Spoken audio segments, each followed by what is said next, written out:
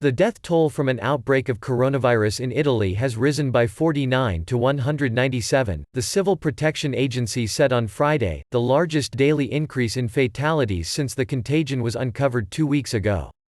Italy is currently reporting more deaths from the virus than any other country in the world, and the government this week ordered the closure of schools, universities, cinemas and theaters around the country to try to stem the infections. The cumulative number of cases in the country, which has been the hardest hit in Europe by the epidemic, totaled 4,636 compared with 3,858 on Thursday. The Vatican, an independent state that sits in the heart of Rome, also registered its first case on Friday. The National Health Institute said the average age of those who had died so far was 81, with the vast majority suffering underlying health problems. Just 28% were women. The fatality rate from the illness in Italy, which has one of the oldest populations in the world, is running at 4.25%, higher than in most other countries.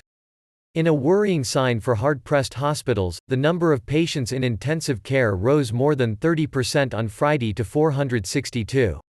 On a more positive note, some 523 people have fully recovered, authorities said, an increase of 26% on the previous tally. Analysts say the crisis will push Italy's fragile economy into its fourth recession in 12 years. Credit ratings agency Moody's on Friday cut its growth forecast for the country to -0.5% in 2020, from a previous +0.5% estimate.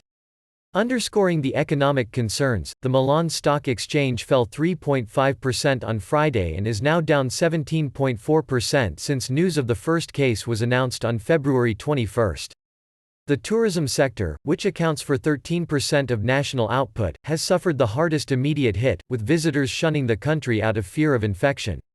The Czech Republic said on Friday that anyone returning from trips to Italy would have to go into quarantine for 2 weeks or face fines, while neighboring Slovakia said it was banning all flights to and from Italy.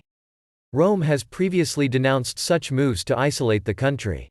There is also widespread annoyance with France, Germany and other EU allies who have imposed curbs on the export of protective medical gear to avoid shortages at home. So much for the European Union, said Matteo Salvini, head of the opposition, far-right League Party. When Italy needs help, doors are closed and wallets shut.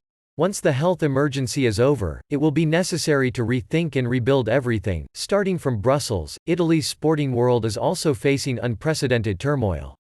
The Alpine Skiing World Cup finals in Italy's Cortina d'Ampezzo were cancelled on Friday, while a Formula E race scheduled for Rome on April 4 will not now take place, the all-electric series announced on Friday. The Milan-Sanremo one-day cycle race set for later this month has also been cancelled, as well as 2 other cycling events in Italy. Top-flight Serie A soccer matches are due to be played this weekend, but behind closed doors.